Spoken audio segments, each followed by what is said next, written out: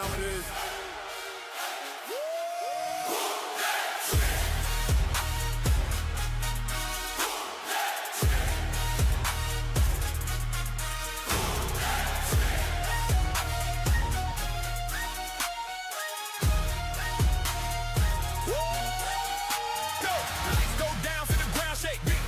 Made the whole place quake. Gold on my mind, victory my fate. Step in my ring, it's too late. Walk that walk, talk that talk. Every move got the whole crowd locked. Heart of a king, never gonna quit. Step too close, get hit with it. Feel the power in the air tonight. Splice, I might shine and I'm ready to fight. Who know the? You know the name when I step in the mix. What?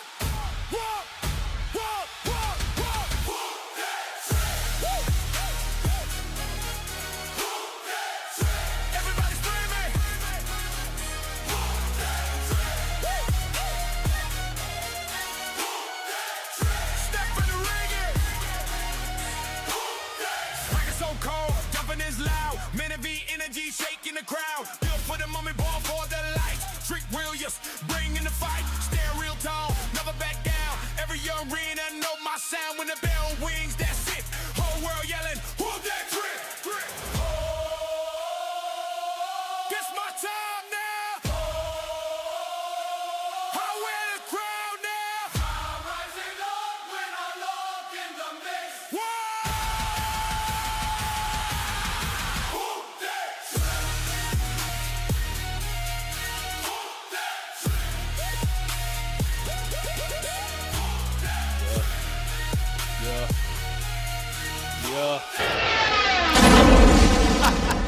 I didn't need for that.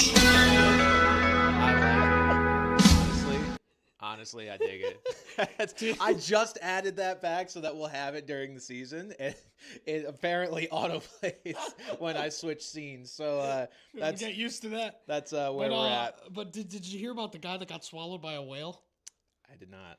Don't worry, he's fine now. He ran around until he was all pooped out.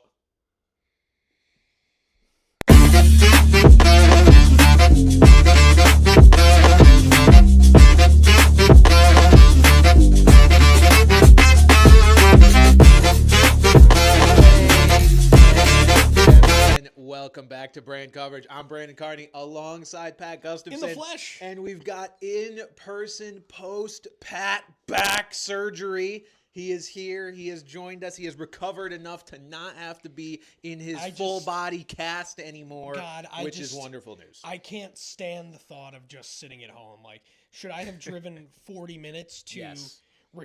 That joke was courtesy of Colin Mockery. Yes, it was. Yes, it was. Yes, Caught that reference like an eagle. Attaboy, Alex. Attaboy.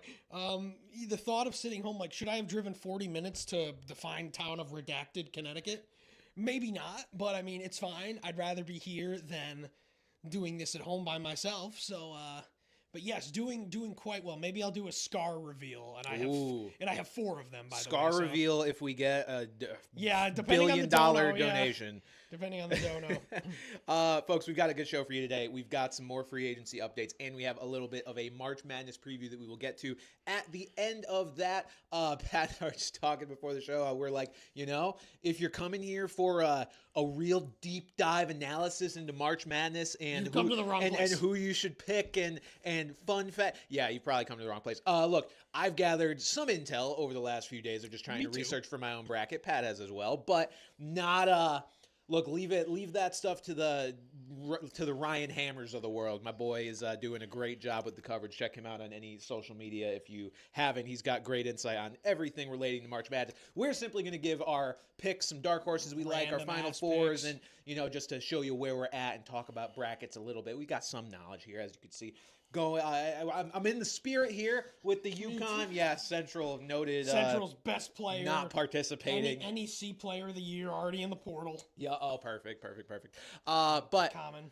We've got plenty of free agency stuff and just trade stuff that has happened since we last spoke to you guys. Trade stuff is an understatement, apparently. Trade stuff, much like butt stuff, is an understatement of what usually actually happens. So, good evening. I'm Ron Burgundy, and this is what's happening in your world tonight. I wonder how that sounds to the viewers. It sounds echoey to us, but I did add the sound effect. We got plenty of sound effects here ready to rip now. Added a bunch because I'm a great producer, but the big news, folks, and hold on, I'm actually going to turn this volume up so that we can hear this a little bit better. The big news is a trade that went down yesterday between the Denver Broncos and the Miami Dolphins that sent wide receiver Jaylen Waddle to Denver. Pat, do you know what that means? That means Mr. Jaylen Then you waddle away, waddle, waddle. to Broncos country, let's ride.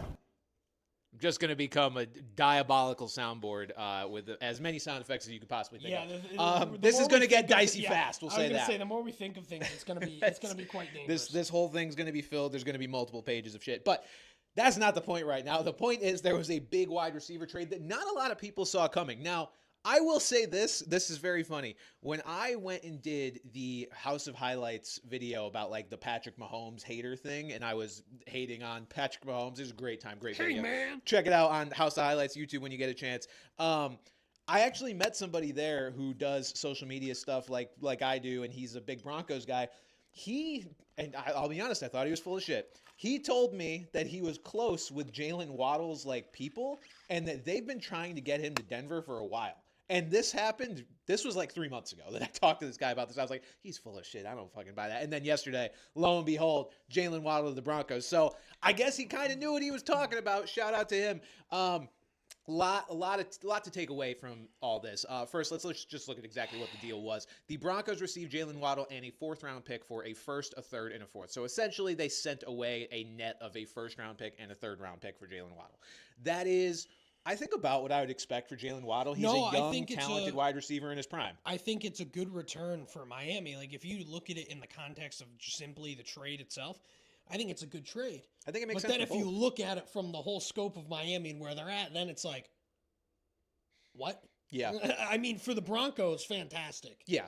Fantastic. You give Bo Nix someone who is capable of being a number one guy. Obviously, I think it works great because Courtland Sutton is more of a strictly outside guy. Yeah. Like, you're going to throw a jump ball to Courtland Sutton in the end zone. Waddle, you can line him up anywhere. He's more of a security blanket. He's more of the speed. He's more of the gizmo guy.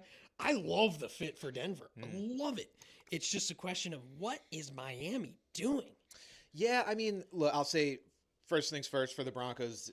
Makes total sense. They're in their win now window. They're still playing on that Bo Nix rookie contract, or they're operating with the Bo Nix rookie contract. And I think it's time to stop pretending that Courtland Sutton was ever going to become that true alpha number one. I think Courtland Sutton's a damn good receiver, but he is. I think there were people out there hoping and kind of waiting for him to make that jump into like Mike Evans territory, where it's like he's your go-to guy. He's the guy you can really, really build your offense around.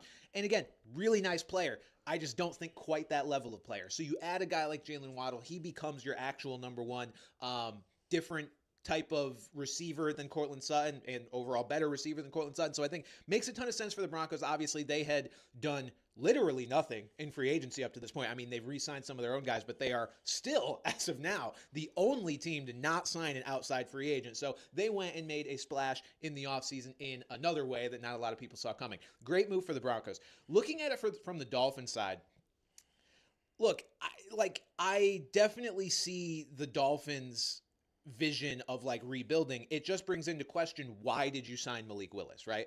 And I guess I'm trying to explain it in terms of like, look, Malik Willis is a young quarterback. He got honestly less money on the market than I thought he would. I thought he was going to get up over $30 million a year because teams just overpay for quarterbacks. They're paying him about $22 million a year. Especially considering he was kind of one of the only ones. Yeah, there's the tax of the class just not being very good free agent wise. So I look at it like now trying to project ahead what the Dolphins could be thinking. Like, I guess you've got Malik Willis on a 3-year deal for not a lot of money. You are essentially rebuilding everything else around him outside of Etienne, who Adam Schefter reports today. The Dolphins are not looking to trade despite rampant speculation by me included, because why wouldn't you speculate that after they get rid of their only wide receiver left on the roster? They're just tearing everything down, it seemed like. Apparently not stripping it down totally to the studs. They are keeping one of their studs in Etienne. But yeah, I guess it's just like, look, Malik Willis is on a 3-year deal, relatively cheap. And now they can rebuild everything else around him, and maybe they can evaluate it in 3 years after Malik plays for 2 and say, like, look, if this is our guy, we can re-sign him. And, now hopefully by then they've got these other pieces around him. And if he's not their guy, they can get off of him at the exact right time. I almost just look at it like, why did Malik Willis do this? Like, and was he aware that this was the Dolphins' plan, that, Jaylen Waddle was possibly on his way out the door? Because if I'm Malik Willis and I've earned this big payday, I'm not necessarily wanting to sign with a team that is not even remotely going to be able to maximize my talents anymore because my best receiver is fucking Tutu Atwell. I guess the question becomes, where else could he have gone that would have been a better situation? Like, obviously Minnesota, because like the Jets, no. Right. Like the Cardinals, I don't know. I think the Cardinals, as far as like trying to get your numbers up and like put things on paper statistically, like way better spot. You're looking at at least the Dolphins without the Dolphins without Jaylen Waddle. You're looking at a Cardinals team with Trey McBride, with Michael Wilson, with whatever Marvin Harrison Jr. is going to give you. Like, once again though, I think it's just going to now be a question where obviously now the Dolphins have the 11th and then the 30th Denver's picking. I wouldn't be surprised if they go skill position guys, both of those. Well, I think they need a receiver. And I mean, you look at the 11th, like, will Carnell Tate fall there? Probably not. You're looking at more of like a Jordan Tyson, who here is, I'm looking at Mel Kiper. Todd. There's also Kenyon Sadiq if they want to go tight end. Like, there's options for Miami. So it's like, I understand now. Like, I mean, I still don't understand, but it's like, that has to be what they do. If they don't do that, then it's like, actually, what are we doing here? Yeah. But looking at things right now, holy Devon Etienne. Yeah. I mean, they're actually going to keep him around. This is a boon. This guy was phenomenal last year. He broke off big runs. He got the touchdowns. He ran well between the lines. Like, he is complete now. It wasn't a case of where it was just like, oh, like, can he be an every down guy? Yes. Yes, by a long shot. And again, if Malik Willis is checking the ball down a lot, whoo-wee. But I'm really, for fantasy purposes, I'm really, really fascinated to see who they presumably take at 11. Yeah. And that could be potentially one of the top rookies just based on volume alone. Potential volume. Yeah. Well, looking at it from the other side with Etienne, though, like, he was so good last year, and he's been so good his whole career. I'm almost like, does getting rid of Jaylen Waddle actually help him? Because you're still dealing with the loss of Mike McDaniel, a coach who clearly was getting the absolute best out of Devon Etienne for all of his faults that he had as an actual head coach and getting the Dolphins to where they want to be. He was phenomenal at scheming up things for Devon Etienne and just peppering him with targets even when maybe it didn't always make sense to do so. He loved that guy. Now you got, Bobby Slowick there, who is, jury's kind of still out on what he can do. They didn't have a running back of the caliber of Devon Etienne in Houston. 100%. 100%. I mean, Joe Mixon was good, but yeah, it was definitely different. I just look at it like they're going to bring in some receivers. Even though Jaylen Waddle's gone, it's not going to be whatever the fuck they're trying out there right now. Tutu Atwell and Jalen Tolbert and Malik Washington. There's going to be some names that come in there. I just don't know if this is like going to be better for Devon Etienne than it was last year. To me, all it does is solidify him as this guy who's going to get a lot of work. And I think we kind of probably could have made that assumption already, but now I guess you just feel a little better about it as it stands here on, March 18th or whatever. Genuinely, do we like Greg Dulcich here on this team? Like, he showed his moments. He had his moments last year. And again, if Jeff Hafley's trying to like run Packers 2.0 here, have a strong tight end, a very ambiguous wide receiver room, and then a big running game. Yeah. I'll say this. I'll make this claim right here. All of the projected Dolphins receivers, starters, and tight ends are not going to be the starters come week 1 next year.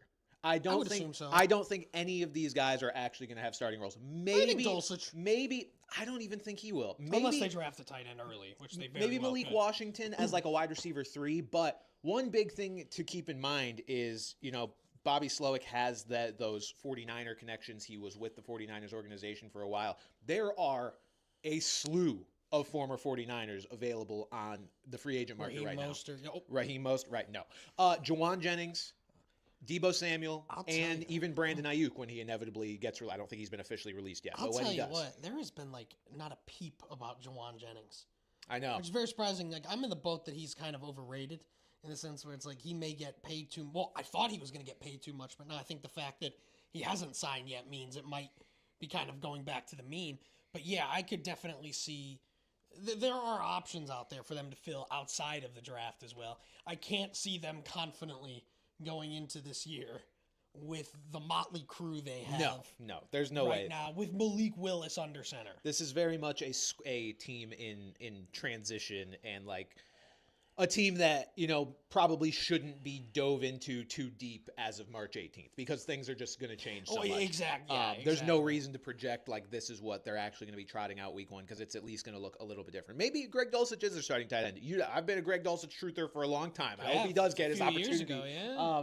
But at least for the receivers, they're going to bring in at least 2 guys who are going to play above all of these other motherfuckers on this roster. Fucking Theo Weiss head ass. So let's just break this down from the fantasy side for a few different spots here. First of all, what does it mean for Jaylen Waddle? Jaylen Waddle, I think it's almost going to break even in terms of total fantasy points because I think he's going to a better team. He is going to – he played most of last year without Tyreek Hill. And he played with a quarterback who, for all his faults, again, Tua's an accurate guy. Tua knows how to get his guys the football. Right. The decision-making may not always be perfect, but, he's not a quarterback that you're upset that you are putting your faith in a receiver in. He can get his guys the ball. He's going to Denver where Bo Nix, I think, is certainly a better quarterback overall. I don't know if he's a better, in-the-pocket passer than Tua. I think there's some similarities there. And just now that he's going to have to compete with a guy like Courtland Sutton on that offense again, I don't know. I think there's going to be more scoring opportunities because the Broncos are just going to be a better team than what the Dolphins were this past season. But Jaylen Waddle's not a guy that I'm running out there to try to get on my fantasy team for next year. I don't think it's going to be this huge asset. I do think he'll be more of the volume guy there as opposed to Sutton. Like I said, I still think if Bo Nix is throwing it down there for a one-on-one in the end zone, that's where Courtland Sutton will be. But I think Waddle will be... I want Waddle more than I want Courtland Sutton. Let's just put it that way. Because I think he's just kind of going to be a safer, more security blanket type of player. But yeah, I feel like I don't know where he's projected to go. Just in my head, I assume he's like a 4th, 5th round pick, which was what he was going to be in Miami without Tyreek. Yeah. So, yeah, I think you're kind of right. Nothing really changes here. Because the Broncos have been so bizarre with their pass catchers, there's never truly been a huge standout consistently over a season. And I'm interested to see if Waddle can be that guy. But yeah, I don't think this moves the needle all that much. No, I would agree. And looking at the rest of the Broncos skill guys, look, this is a big name coming in there to Denver. It's going to affect these guys in one way or another. As much as I don't know how much I want Jaylen Waddle himself, this definitely gives me more confidence in a guy that I've been torn on for the last couple of years because I just haven't really fully bought in, quite honestly, and that's Bo Nix. Bo Nix is now a guy that has been this up and down fantasy guy, been capable of massive games. Dropped fucking 40 points, I think, at some point last year with that big fourth quarter comeback.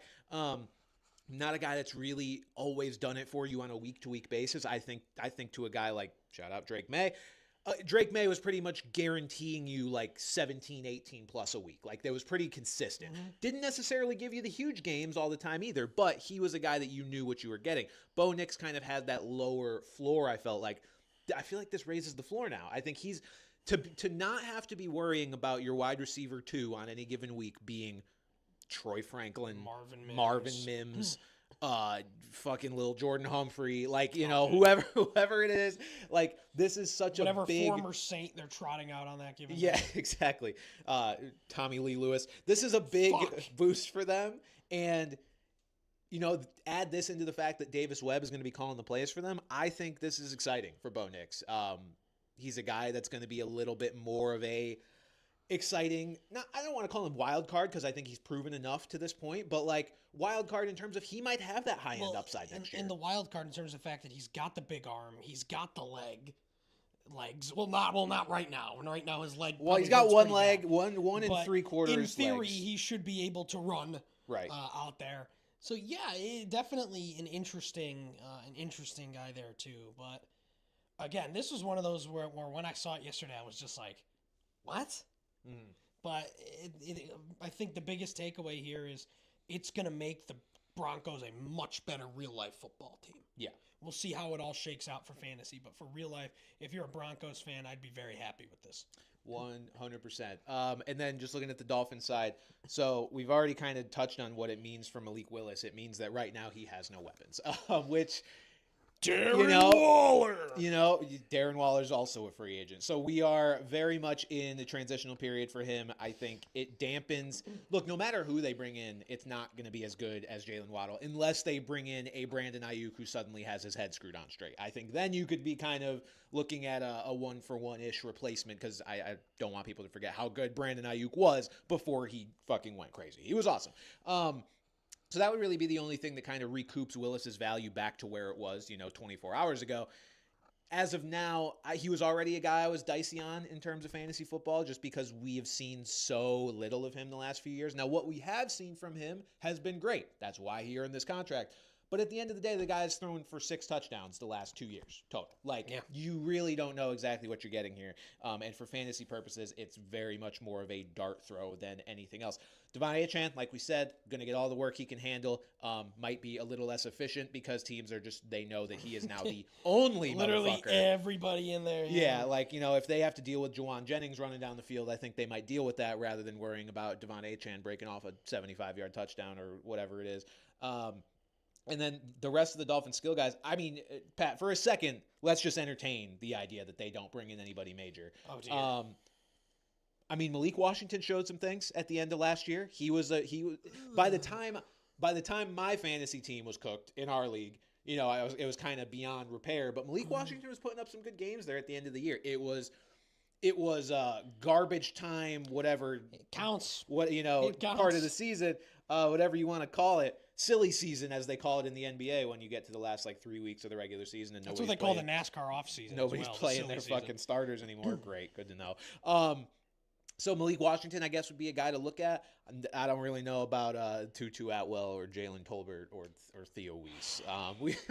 We might have to leave Theo Weiss on the waiver wire. Would be my my thought.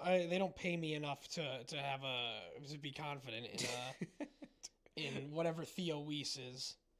I mean, I don't know. Maybe Theo Weiss is that guy next year. We'll see. All right, I think that about covers the Jaylen Waddle trade. Generally speaking, a win-win. The only confusing aspect of it is the Dolphins paying up for a quarterback while seemingly tearing down their team and being unwilling to trade Etienne, but is what it is. We've seen teams put together sort of accelerated rebuilds before, right? Patriots did it in a year. Commanders did it in a year. So if they think they can pull off one of these accelerated rebuilds and have the quarterback and running back in place that they like, more power to him. It's just right now it's a little hard to envision, but I feel like it's always a little hard to envision when you're that early in the process. The other big move that happened since we last spoke, the Vikings did finally pull the trigger on Kyler Murray. They did not shoot and kill him. They signed him. That's what I mean by pull the trigger. We kind of saw this coming. There was nowhere really else for him to go as things, shook out. Once Geno Smith ended up with the Jets, I think did I add? Yeah, I did. Once Geno Smith ended up with the Jets, it didn't leave a whole lot of places for Kyler Murray to go, and so he ended up going to the most likely and most obvious place for him to go, which is the Minnesota Vikings. Real-life football reaction here, Pat. I mean, I love this for the Vikings. I absolutely love it. Kyler, I think, is the definition of just floor at this point in his career, which is, I guess, he's very close to the floor because of how short he is. Somewhat disappointing in the sense that he was a number 1 overall pick, but if you want a guy to elevate your floor after J.J. McCarthy, I think Kyler's a great guy to do it. Because obviously he has lost a bit of a step with injuries, with everything, but he's still a fine quarterback. I think he's still an average NFL quarterback at worst here. I mean, I think he's a guy that can really excel in a Kevin O'Connell offense. It'll be interesting to see how much they run with him. Yeah. Because we've yet to see a runner in this Kevin O'Connell. The Josh Dobbs disrespect. No, I know what you mean, though. That was more of a mid-season or early season adjustment. To have a guy that can run the ball to be interesting, or they may just not run him that much. Because we saw at times in Arizona they didn't want to run him a lot due to his injuries. So for real life football, and then I guess for fantasy too, because in fantasy, Kyler's big appeal is his running. There's part of me that thinks that he may not run a lot. I mean, he's still got some more upside than others in his range because of the rushing. But, yeah. But yeah, I'm not necessarily sold. There are probably other guys I'm going to want. But depending on where his value is, that could be a huge value. Yeah, I think, as most things are, fantasy and real life are two different discussions here. Because I think real life, look, the Vikings managed to go 9-8 last year with the combination of 9 being god-awful, Maxx Brosmer for a brief moment, and whatever's left of Carson Wentz. Bringing in Kyler Murray, who is not a bottom 10 quarterback in the NFL. I think he's probably exceeds that benchmark by a little bit.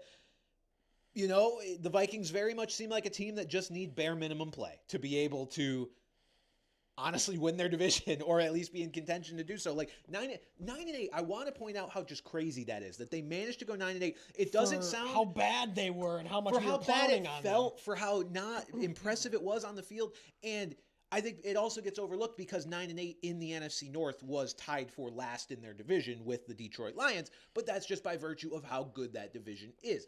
In some other divisions, 9-8, looking at you, NFC South, is enough to win the division. So, it's not a horrible record, obviously. They were above 500. And does Kyler Murray, put Kyler Murray on the Vikings last year, does he buy them 2-3 more wins? I think he probably does.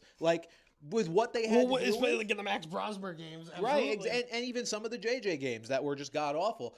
I think Kyler has enough left that the Vikings will be able to compete for the NFC North next year if they, just do everything else right around him, which they have for the last several years. Kyler Murray is going to get to throw now to Justin Jefferson, Jordan Addison, as long as he's not getting DUIs, TJ Hawkinson.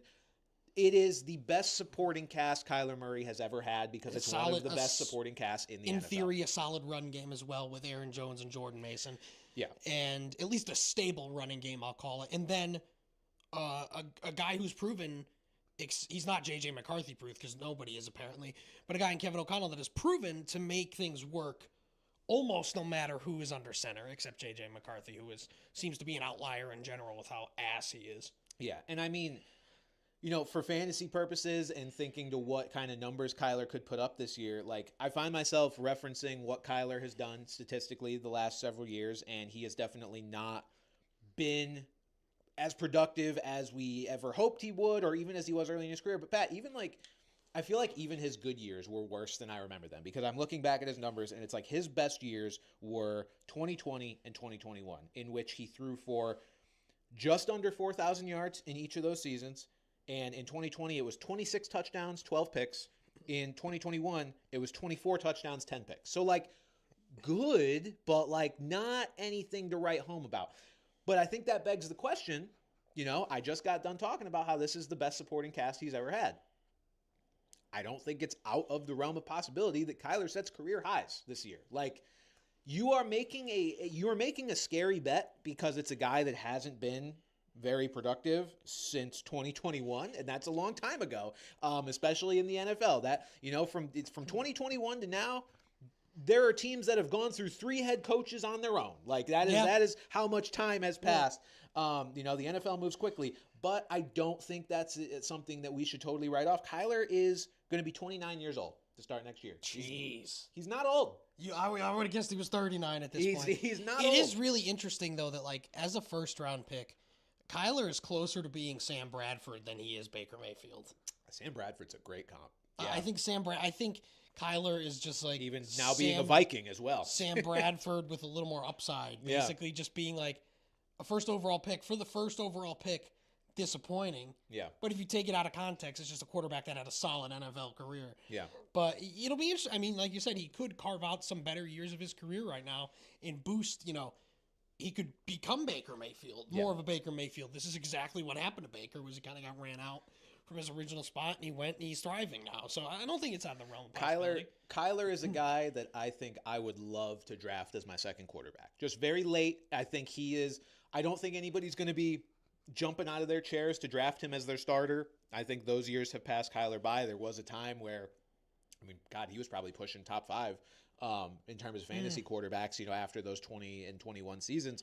Those times have passed him by. But, God, if I don't love the upside, I mean, this feels like, we just saw the Sam Darnold reclamation project a couple years ago. And although he went to Seattle and was good, I do want to mention that, like, Kevin O'Connell got a lot more out of Darnold than the Seahawks did. The Seahawks won a Super Bowl with him, but if you look at those numbers, it's a lot different. Like, Kevin O'Connell, he still deserves his credit for it wasn't just, Sam Darnold is a little better than we thought he was, and he can perform in any system that's not the Jets or the Panthers or the Browns because, I mean, fair. No, Kevin O'Connell is still very good at reclaiming quarterbacks. Just J.J. McCarthy's just that fucking bad. So I am interested to see what Kyler can do in that system. I'm optimistic for what he can do in that system. I'm not expecting him to run a lot. I think if you're hoping for that for fantasy, maybe pump the brakes. But I just think the passing numbers, like, I'll say it now. If he stays healthy, he will get up over 30 passing touchdowns this year. He's never done it in his career. If he stays healthy, he'll do it this year in the Viking system. Yeah, I think that, like, if you're looking for, like, a running quarterback in that range, I'd honestly probably take a shot at Malik Willis more, just because of the fact that I think that he's going to have more of the rushing upside. He's got some fresher legs, hasn't broken his knees as much. Another guy, interestingly, another quarterback who is always kind of been in this range of, a guy that you're taking with the hope that, like, hey, maybe his rushing upside can help us out here. And this may be a guy that we'll see for 2 or 3 weeks next year. And it's Justin Fields getting traded to the Chiefs, which I guess makes sense because there's really been no talk of, because Minshew is going to be hurt too anyway. So it's like Chris Oladogan. Like, I don't know if anyone. Minshew signed. Minshew's he's gone. Minshew's a Cardinal. That's correct. Minshew is an Arizona Cardinal. So it's like, did we really think it was going to be Chris Oladokin going into the season next year for the Chiefs? Chris Okie Dokie. But there was really not a lot of talk of, like, who they might go with. Like, when is Mahomes going to be ready? Yeah. And they went with Justin Fields, which, again, interesting because not a lot of running types in Andy Reid's offenses before. Yeah. Again, this isn't much of a long-term thing, obviously, because you've got to think they are going to hope Mahomes only misses a couple weeks. Mm-hmm. We don't know for sure. What did he ACL? ACLs are always different. So, but very interesting here. I'm interested to see what Andy Reid can get out of him. A different kind of quarterback, but if in terms of backups, he's a strong backup when Mahomes comes back. I like to think that the Chiefs have been, like, low-key wanting Justin Fields for a couple of years just as a backup, but Fields saw Matt Nagy there and was like, no, I'm not. I can't do the Matt Nagy again. There's too much PTSD. It is interesting because I think we've heard both possibilities so often, since the injury has happened, which is I've heard a lot of Mahomes is going to be ready for week 1, and then I've heard a lot of, like, the Chiefs are in kind of a weird year because Mahomes might not play for, several weeks to start the year. The Justin Fields trade, I'm not even going to take it as meaning that they think it's going to happen, that they think one outcome is more likely than the other. I don't take it to mean, Mahomes is behind schedule in his recovery. It's just you're too far out to know. Like, the recovery still has so much time left that you might as well get your contingency plan in place for very cheap, if you like Justin Fields and want to bring him in that role. Very well could start the year, could be an interesting fantasy, like, spot starter type of guy. If you punt quarterback and you're flying the first few weeks, you could do worse because at the end of the day, it's still an Andy Reid offense. It's like, it's good weapons to throw to. Well, that's what I'm saying. Mahomes, as long as Rashee Rice stays out of jail. Jesus Christ. Mahomes will still be there in terms of, learning behind him. Yeah. Obviously, Mahomes will be out there rehabbing most of camp. So, but it's just so hard to say confidently, like, I'm going to punt quarterback and hope that I could get something out of Justin Fields for the first few weeks. Yeah. I don't know, unless maybe you draft Mahomes. Yeah. If you draft Mahomes a little earlier in the hopes that he comes back in a few weeks and then you're like, oh shit, I'm going to need someone. Yeah. Justin Fields is interesting, but in my good conscience, I can't go into a year like that banking on a quarterback situation like that where it's like, who's going to be even playing? Yeah, I think that's fair. Before we move on, just real quick, because I feel like we didn't talk much about Justin Jefferson, just other than the fact that, other than the fact that just J.J. McCarthy was so awful for him. Thinking ahead to what he can do next year, because I think he's the biggest fantasy asset as a result biggest beneficiary of the Kyler trade. Obviously, he's the biggest asset unless you're a Ty Felton truther. Justin Jefferson. Does Kyler Murray immediately put Justin Jefferson back in first-round fantasy conversation to you? In the conversation, sure. I still like a handful of other receivers better. Like, what we talked about, like Jamar and Puka and other guys who I'm forgetting right now because my brain is Jamar, Puka, functioning at a third grade level today. JSN. Yes. And then like Amon-Ra, CeeDee Lamb.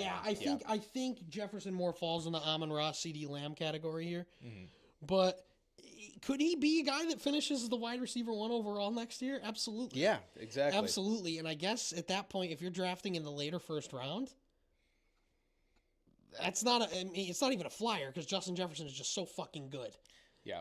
I mean, looking at Fantasy Pros, way too early rankings here, they do have Jefferson as the 9th overall player. So he's. I think that's probably where he was very already, fair. But yeah, they've got him above.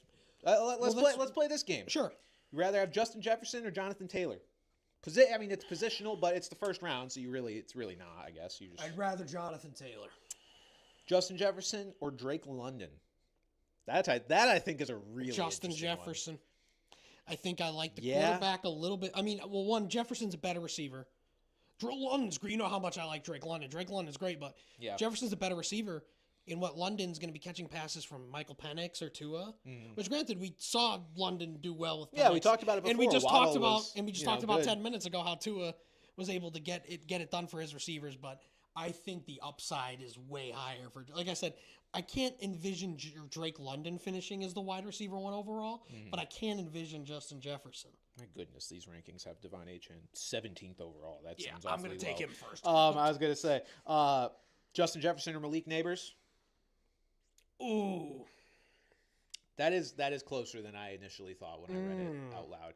Because Malik Neighbors, again, he can just be an absolute vacuum. He's got Jackson Dart, and I mean nobody playing alongside him except Isaiah Likely, who I'm excited for. But Darnell Mooney, who was terrible last year, the but Moondog. He's in there as well. We'll talk about him, but like Jefferson or Neighbors, probably Neighbors, because I think the volume and the ceiling are there for him. Yeah.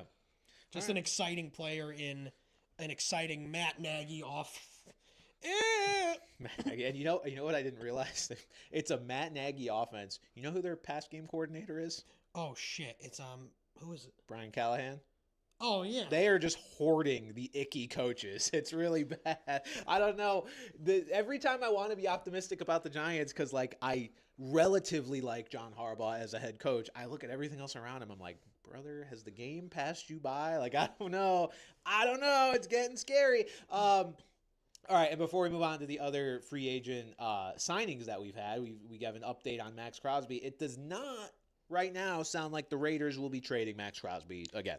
What a fucking development, man. Hilarious that after all that, Maxx Crosby is just going to be a Raider to start next year. So that is where we are at with the Maxx Crosby saga. We do have some other free agent signings that have happened since we last spoke. This one's not a signing, but it is just as significant. Travis Etienne has a new name. It is no longer Travis Etienne. It is Travis Etienne. Hysterical. Very funny that it is just pronounced exactly like Devon Etienne, and that he made no reference of it. And neither of their names look like it should be pronounced Etienne. No, neither. I'll be honest, Etienne makes more sense than Etienne in terms of what would be pronounced Etienne. I agree. It's like Etienne. I don't know what the origin of that is. Travis Etienne's name looks like it would be Etienne, which doesn't sound like how he pronounced it. I think he said Etienne. Yeah. I guess it's vowels. I mean, it kind of, depending on how you twang it, kind of sounds the same. And then Trevor as well. You've got Trevor Etienne, that's right. Yeah, so are people going to jump on board with that? I think they will. I don't think this is going to be like a Tyrod Taylor where he said, hey, it's Tyrod, and nobody cared, because that was kind of funny. This is different enough of a pronunciation that I think people will, because Scott Hansen's going to say it the right way. He's too respectful not to, like on Red Zone. Just like Bijan Robinson. And that's another one where it's like, it's not different enough, and B, he said he doesn't care. Yeah. He's like, this is technically what it is, and this is like what my mom says, but I don't care. Travis is saying he kind of cares. He just didn't think it was worth it to correct people before. And, again, it's so different. Yeah, I guess going to a new place, having an introductory press conference to yourself is the place you're going to do that. This isn't a matter of like pronouncing a vowel differently in his name. It's a matter of it's totally different sound. So I do think people will get on board with it. I'm going to get on board with it as long as I remember to. I may overlook it occasionally because I'm just so used to saying Etienne, but you know, it is different enough. And I want to call people by their real names, man. I went to journalism school for a reason. We are in the business of getting shit right when we can help it. So Travis Etienne, congratulations. You are a new man, and we will be referring to you as such most of the time. And I very much love his fantasy stock next year as well, too. Yes. I think we'll be talking about him quite a bit there. Yes. We have an update from the Jaguars. Speaking of Travis Etienne, who departed did Travis Etienne leave the Jaguars? Travis Etienne left the Jaguars. Travis Etienne was born on the Saints. Exactly. But the player, the artist formerly known as Travis Etienne, has departed the Jaguars, obviously. The Jaguars opted to replace him with Chris Rodriguez. Now, there's a few things you could say to react to this, mainly I have a reaction. They're drafting a running back with relatively high draft Think capital. so? I do. Because Chris Rodriguez has proven to be a capable short yardage guy, red zone guy, which, I mean, if they roll out the season with Tootin and Rodriguez, first of all, ew. But second of all, how dare you? That's where Tootin That's where Tootin is going to get hurt in the goal line. Mm-hmm. And short yardage kind of situations. Rodriguez is a good blocker as well. But it's just like, I can't look at this and think that a Liam Cohen offense is going to enter the year with this duo. I think you're a non-believer, and I will be shunning you from the premises immediately. Because what was he? He was a pretty late pick, wasn't he? I think he was a fourth rounder. Yeah, so it's like it's not like they used a ton of capital in him. Well, they're not going to use capital again because Tootin's their man. He's the guy, and he's going to get 30 touches a game, whether you like it or not. And as T points out, they do not have a first-round pick, but honestly, I think... Well, they wouldn't spend a first-rounder on a running back. Well, I mean, but anyway. I think even if you take a second-rounder on a running back, that's someone who is very likely going to be utilized here. I can't see this being the backfield. I could. Look, as much as Bashal Tootin has been a meme, I mean, he's right above my head here. That's how much we love him on this show. Hi, Fernando. As much as he's been a meme, he has also been good, and I wouldn't be surprised. Look, the Commanders went into last season with, yes, Austin Eckler, two-time friend of the show, Austin Eckler, but also with seventh-round rookie Bill Krosky-Merritt earmarked for a decent workload, and they gave it to him. Like, I don't think it would be outrageous to give a fourth-rounder in his second year the reins more so in the backfield, or at least be a split with a guy like Chris Rodriguez, who's shown to be a capable runner. I could see the Jags not wanting to invest major assets in the running back position if they feel like they've got a guy that's good enough, if they want to upgrade the other positions with their draft picks. I just don't. Look, they very well could spend a pick on a running back. I would not be surprised if they did so because of what you said, the investment into and only being a fourth-round pick, the investment in Rodriguez really not being a lot of money. I've seen some people freak out about like the $6 million number being like, oh my God, it's a lot of money. No, it's not. The cap went up by like $35 million, and he's making the same amount as a lot of the other running backs that signed for $6 million last year and who also didn't really do a lot. So I wouldn't worry about that. I could see it going either way. I'm going to react right now with there being a not certainty that they're going to draft a running back and just say, fuck yeah, Bashal Tootin, baby. Because like this is as good as the offseason could have gone up to this point for him. If this is the way they enter the season, then yes, I very much like Bashal Tootin. And he had his moments last year where at least he was getting volume, where at least Liam Cohen was saying, hey, I trust this guy enough to give him 8-9 carries when we have the artist formerly known as Travis Etienne as well. So, but I guess it's just a gut feeling, which I have a huge scar on my gut. You guys want to see my scars? Maybe I'll show you guys my wounds later. That's for what's the dono? That's for the OnlyFans. What are we going with the dono price for me to expose my wounds? $1,000. I'll say $10. $1 billion. I'll say $10. Okay, and cheap I'll little do it. whore. Dirty little skank. I've also lost about 10 pounds thanks to being on the ice chip. Thanks to eating I was on 4 days. I was on an ice chip diet for 2 days after the surgery. That'll do it. Everyone out there should try that. And just stop eating. And just then I got home, and the only things that I could stomach were peanut Moe's? M&Ms, and Diet Pepsi. So I had that for about 2 days. Sounds like my breakfast. I was going to say, so I had that for about 2 days. Terrific. And, yeah, so we're already slimming down a little bit. Slimming down. Real quick, another note on Tootin, because you mentioned the goal line usage. So the Jags actually like Tootin in short yardage. Now Rodriguez is going to just vulture him. Let's, again, assuming this is the backfield heading into next year, Rodriguez is going to vulture him in annoying ways. There's no doubt about it occasionally. But as far as Tootin's goal line usage, this is what Grant Udinski had to say about, and this is shout out to the Coach Speak Index. This is what Grant Udinski had to say back in November about Tootin. What makes Tootin an effective goal line option? I think his strength and his contact balance. You see a lot of yards after contact. Very few times do you see him finishing runs going backwards, and that's huge at the goal line and short yardage. His strength and ability to accelerate upon receiving the ball make him an asset there. In January, Liam Cohen on what has made Tootin such a good short yardage guy.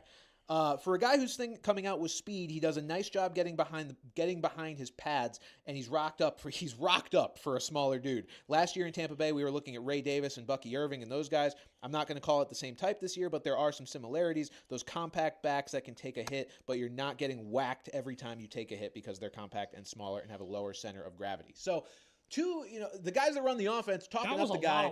It's a lot of words.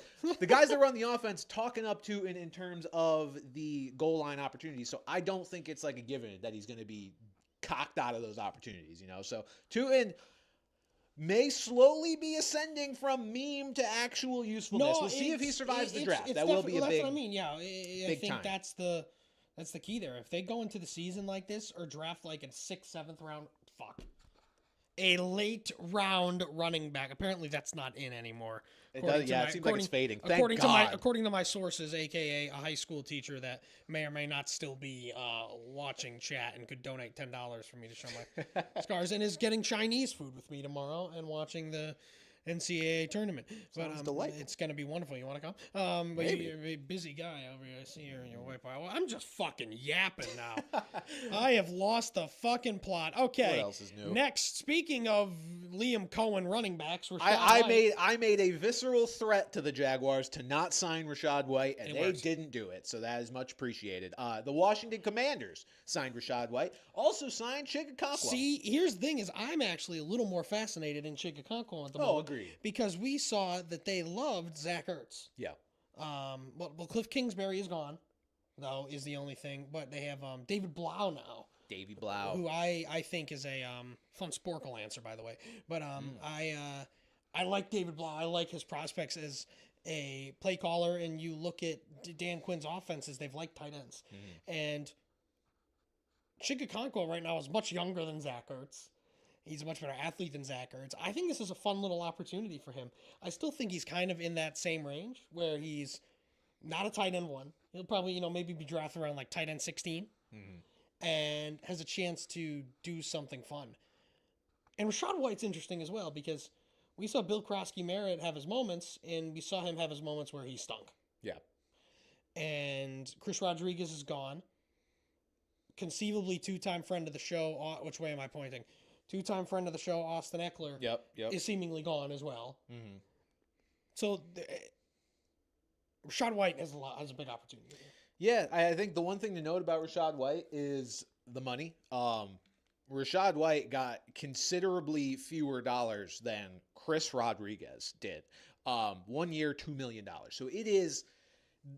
That doesn't mean it doesn't mean he can't be a productive fantasy guy next year. It just means they didn't commit a lot to him, and so it's a lot easier to not give him opportunities if they decide that they don't want to give him opportunities. But yeah, looking at the backfield right now, look, I am a Rachaad White hater. I have been for a long time. I don't think he's very good, and he has shown that. He doesn't in Tampa. think you're very good. He's wrong. He has shown that in Tampa, where just not being able to kind of sustain that role, and when he had the workhorse role, he was very inefficient with it. So I don't think he's very good. Granted, the Commanders' backfield is gross. So, the opportunity's there. Ja'Cory Krosky-Merritt also wasn't that good. Chris Rodriguez is out of the picture, as we just talked about. So, right now there's opportunity. Here's the thing. This is another team, though, that drafts a running back. I was going to say, this is a team that I expect to draft a running back. Whether Jeremiah Love falls to them or not, The hot name right now, the hot team is the Titans right now. So They also signed Jerome Ford. My man. did they give him more than Rashad White? Because they might have. They, $2 million is Jerome very Ford. I think low. it might have been $4 million. I'll be honest. Did they sign Jerome Ford for double what they signed Rashad White? I'm seeing 1 year, not seeing money. Oh no, that was the Browns. Are they gatekeeping the Jerome Ford contract? I don't know. Actually. Release the Ford files. Let's see. USA Today. USA Today is like the worst website in the world, by the way. They might not have revealed it, truthfully. Yeah, one year. I'm not seeing much, but I 1 imagine. year. Well, when it comes out that it's 1 year, $13 million for Jerome Ford, And he's getting adjust. every single carry in that backfield. We'll come back to this exact moment. Right now I think Rashad White's just a name to keep in mind. Don't look at this as like, oh, Rashad White's going to be the guy in The their Commanders' backfield. backfield's going to be gross. That's going to be He even could- beyond the dead zone. He could very well be RB3 again. Just a name to keep in mind. But I'm with you on Chig. I think you look at the Commanders' offense, like we talk about the top two target thing all the time. Right now, he's got a path. By far the best quarterback he's played with too. In Jaden Daniels. Deebo Samuel's out of the picture. Noah Brown is out of the picture. You're looking at Luke McCaffrey and Treylon Burks as the 2 and 3. So ew! Holy God! we may be getting some Chig. Good Lord! Next year. How far are we into the show? 50 minutes. We're doing great. The Seahawks, Pat. This is interesting. I didn't even know Emmanuel Wilson was a free agent. I didn't either. I didn't realize he was that far along into his career. But. So what ended up happening was the reason I didn't realize he was a free agent is because the Packers declined to tender him like 2 days before he signed. So that was the report that I had missed.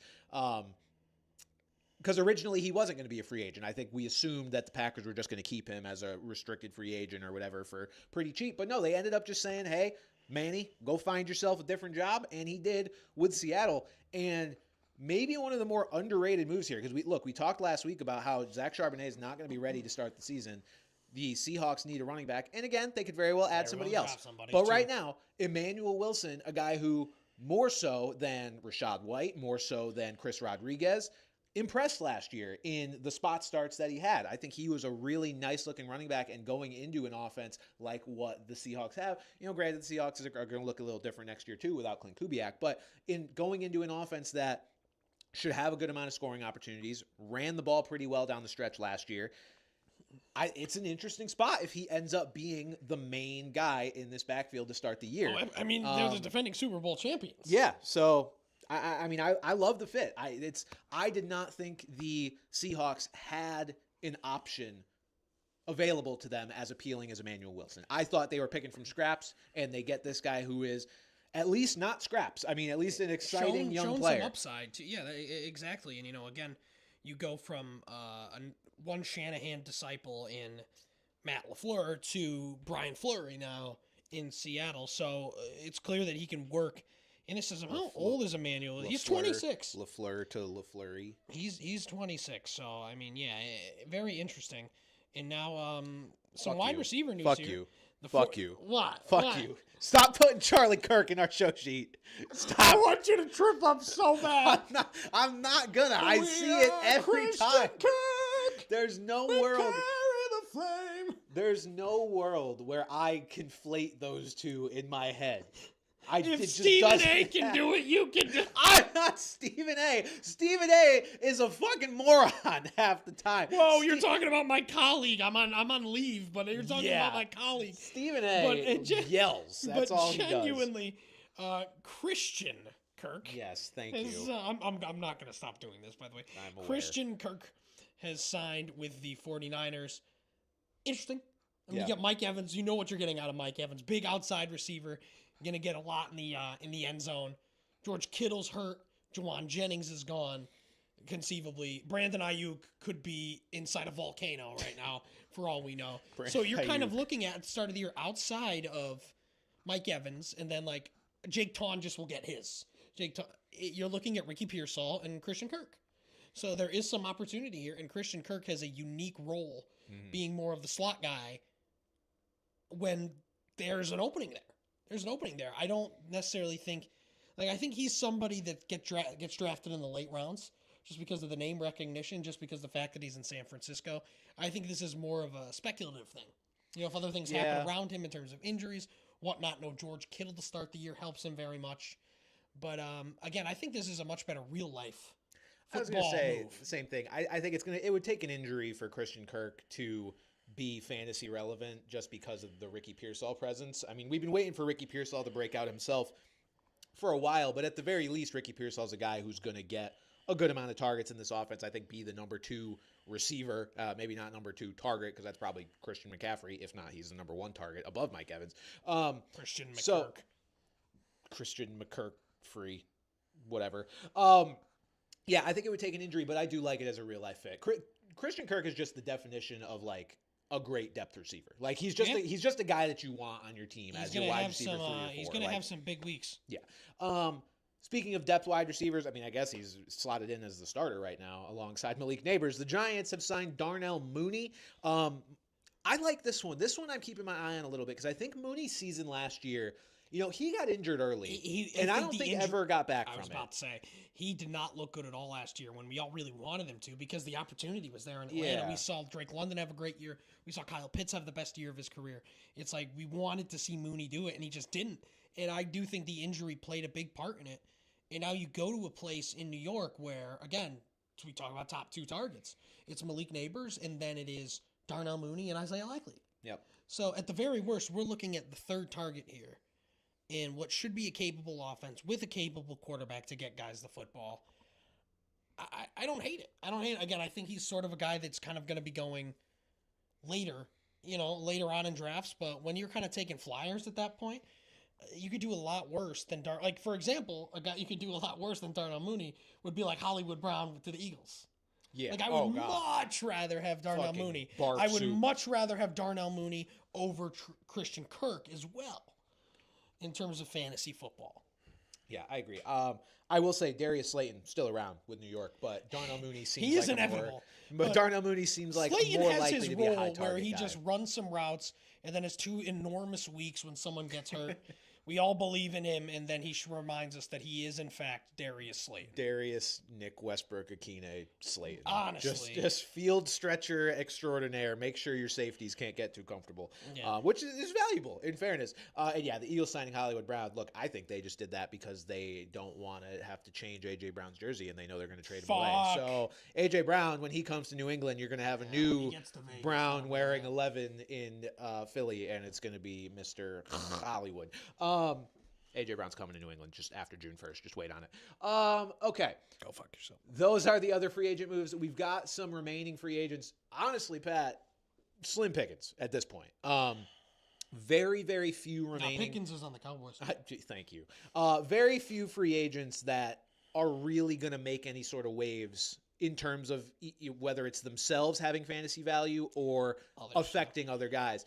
There are a couple. Look, Aaron Rodgers, we'll go positionally. Aaron Rodgers, it's Steelers or bust, right? Exactly. And it seems like it's probably Steelers because the Steelers have done nothing. But granted, he could just be cucking them and making them think he's going to sign, and then he doesn't sign. It's like Mason, is that the place for like Ty Simpson or it could be Carson? Didn't they have a visit with Carson Beck? Carson Beck visited with some team yesterday. Did he? I think it might have been like Carson a top Beck 30, sucks. a top 30 visit. Yeah. I believe it was Top 30 of what? 30 quarterbacks? I was gonna say it could be. It might not be the Steelers, but I know 28th quarterback. But that's what I'm saying is Squidward like maybe looking like ass. a Ty Simpson, maybe a Pittsburgh Steelers host quarterback Carson Beck for pre-draft visit. God. So they could do that as well. But yeah, it's they either the hate Steelers themselves? or retiring.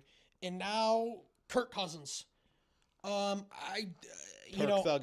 love putting people on the Raiders, but I think he would be a great fit with Fernando. They're the same person. It's his dad. They're just actually. two of the biggest cornballs. They're waiting you'll on a ever DNA meet. test. They're just corny motherfuckers. Love corny. Way too happy. Like life is hell, man. Like get on board. But I think that would be a good guy to go with Fernando to help.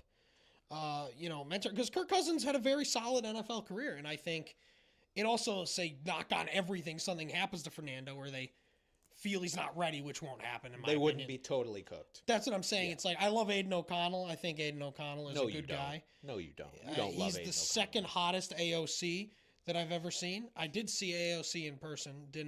Should have shot my shot there, if you know what I mean. Not a real shot, like I should have been like, hey there, little mama. she's no Nancy Pelosi, that's for sure. But God, I am so fucking off. I'm not even on drugs anymore, Should have just met her in the bathroom and fucking got after But it. yeah, I'll say Raiders for Kirk Cousins. Okay, I think that's fair. Running backs, there's no one available that would make me bat an eye as far as affecting any backfield except Joe Mixon ? We have no idea what Joe Mixon's deal is. We don't know his recovery. We don't know anything. What we know is he's the most accomplished free agent back. He is not the crazy oldest. I mean, he's got to be 30 by this now, year he'll right? be playing at the Loma Linda Hospital in Southern California. Joe Mixon is 29. He'll be 30 at the start of the year. So if he's recovered from whatever mystery injury, he got fucking shot by an alien or something, they don't want to tell us. If he's ass injury. He broke his spleen shoveling or whatever the fuck. Breaks his ribs in a car accident, doesn't tell anybody. If he's good to go and is, wanting to bounce back and is capable of bouncing back, it's a guy I could see affecting a backfield because he's talented. We've seen the talent in the past, obviously. So that would be the only name that would even draw any sort of raised eyebrow from me. Yeah. Otherwise, the free agent running backs, sadly, shout out friend of the show, Austin Eckler, not expecting him to really eat into anybody's workload. Let's say he signs with the Giants or something. It wouldn't make me fear for Cam Scatterbo. The other free agent guys, you've got Michael Carter, you've got Brian Robinson. You're looking at strictly backups. These are not even guys who I would say are in a committee. So yeah, it's not. Receivers, little different. Guys that I think can earn some targets, but sure. At varying levels of concern I would have depending where they sign. Juwan Jennings, I think, is the biggest one because he is actually in his prime still. He's not as good. Or the rest of these guys are fucking wild. Maybe not all of them, but they're isn't capable of being as good as all these other guys were in their primes. But, he's a guy that is going to be looking to go somewhere that can maximize his skill sets. It's interesting that he hasn't been signed yet. I think he's just going to go to the fucking Dolphins because the need is just so strong. I think so, too. The need is so strong, and he is still young. So Juwan Jennings is a guy that we're obviously watching for. Deebo Samuel, as we mentioned, the 49ers connection with Bobby Slowick in Miami. Wouldn't be surprised if Deebo signed there as well. I wouldn't be surprised if they got all three of the former Niners. Just Deebo, Juwan Jennings is Brandon Ayuk, and that's their receiving core. And it honestly wouldn't be the worst receiving core I've ever seen, again, if Brandon Ayuk stops being a fucking lunatic. Never. So Deebo Samuel. Look, Deebo was productive last year too. So Deebo is a guy that wherever he goes, it'll be interesting. Stephon Diggs. Jail. Maybe. Stephon Diggs also was good in spurts for the Patriots this past season. Absolutely. And so looking at places he could go, he could certainly have an impact. Just looking up and down some depth charts, I llooked at the Falcons, and they just kind of stood out to me as a team that, outside of Drake London, I love that fit if he were to go there. Second? Is it Olamide Zaccheaus? No, he's in Chicago. No, they re-signed him. They re-signed Zaccheaus. He was in Chicago last year. So they brought Zaccheaus back, and other than him, their number 2 – oh, God, I saw it this morning. It's not an exciting name, which is why I pointed this out. It's Jahan Dotson. It's Jahan Dotson, yes. That is why. So Diggs can certainly step in there and be that sort of underneath. And they got Austin Hooper back. They did. They stole him from us. Diggs could step in there and be that underneath sort of complement to Drake London. I just really like that fit. If it were to happen, there's really nothing connecting the two sides, but other than my perceived fit and need there. The more obvious fits, I don't know if the Bills are open to a reunion, but look, they traded for DJ Moore. They could get Diggs on probably a close to minimum contract if I had to guess. Is he going to want to go there, though? That's the question. I don't know.